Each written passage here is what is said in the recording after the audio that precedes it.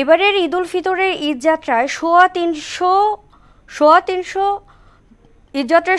দুর্ঘটনায় ৩২২ জনের মৃত্যু হয়েছে। বরাবরের মতোই দুর্ঘটনার শীর্ষে মোটরসাইকেল, যা মোট সড়ক দুর্ঘটনার ৪২.৮৫%।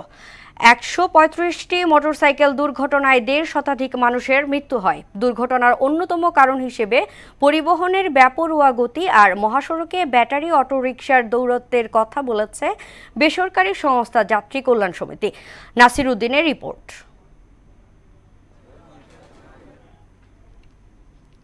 থেকে মৃত্যু এবং পঙ্গুত্ব বরণ, এগুলো বাংলাদেশে নৈমিত্তিক ঘটনা। পত্রপত্রিকা কিংবা টেলিভিশনে প্রায় প্রতিদিনই শিরোনাম হয় সড়ক, রেল ও নৌ দুর্ঘটনা।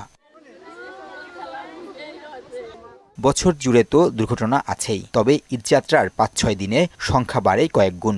এবার ঈদে মোট সড়ক দুর্ঘটনার সংখ্যা ৩১৫টি। এতে প্রাণ ঝরেছে ৩২২ জনের, আর আহত প্রায় ৮৫০। সম্প্রতি এমন পরিসংখ্যান প্রকাশ করেছে বেসরকারি প্রতিষ্ঠান যাত্রী কল্যাণ সমিতি। একই সময়ে রেলপথের ২১ দুর্ঘটনায় ২০ জন এবং নৌপথে ৪ দুর্ঘটনায় ১০ জন নিহত হয়েছে। সড়ক, রেল, নৌ মিলিয়ে ৩৪০ দুর্ঘটনায় ৩৫০-র বেশি মানুষের মৃত্যু হয়।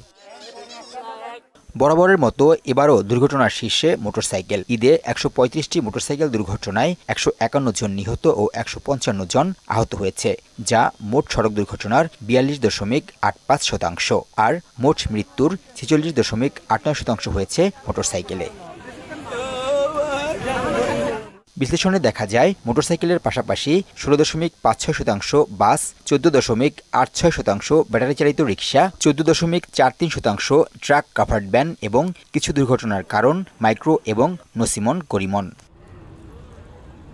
দুর্ঘটনার ২৭.৩০% মুখোমুখি সংঘর্ষ, ৪২.২২% পথচারীকে গাড়ি চাপা দেয়া আর নিয়ন্ত্রণ হারিয়ে খাদে পড়ার ঘটনা ২০%। দুর্ঘটনার ৩৮.৪১% জাতীয় মহাসড়কে, ২১.26% আঞ্চলিক মহাসড়কে আর ফিডার রোডে দুর্ঘটনার পরিমাণ ৩৪.৬%। মহাসড়কে ব্যাটারি চালিত ও অটোরিকশার অবাধ চলাচল দুর্ঘটনার অন্যতম কারণ বলছে যাত্রী কল্যাণ সমিতি। সরকারের নির্দেশনা থাকার পরেও জাতীয় মহাসড়কগুলো থেকে ইজি বাইক, ব্যাটারি চালিত রিক্সা, নসিমন করিমন বন্ধ করা যাচ্ছে না।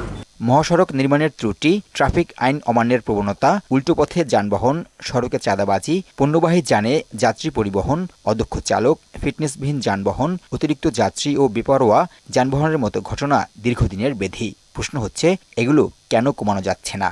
এই প্রচলিত ট্রাফিক ব্যবস্থা অনিয়ম, দুর্নীতির সাথে জড়িত। সে কারণে তাদেরকে দিয়ে আমরা এই যে সরকারের যে আইন এবং বিধিবিধান, এগুলো কিন্তু বাস্তবায়ন করা আমাদের জন্য বড় চ্যালেঞ্জের। দুর্ঘটনার কারণ চিহ্নিত, কিন্তু প্রতিকারের ব্যবস্থা কতটুকু হচ্ছে বাংলাদেশে, এখানেই বেশি গুরুত্ব দিতে বলেছেন বিশেষজ্ঞরা। নাসির উদ্দিন, মোহনা সংবাদ।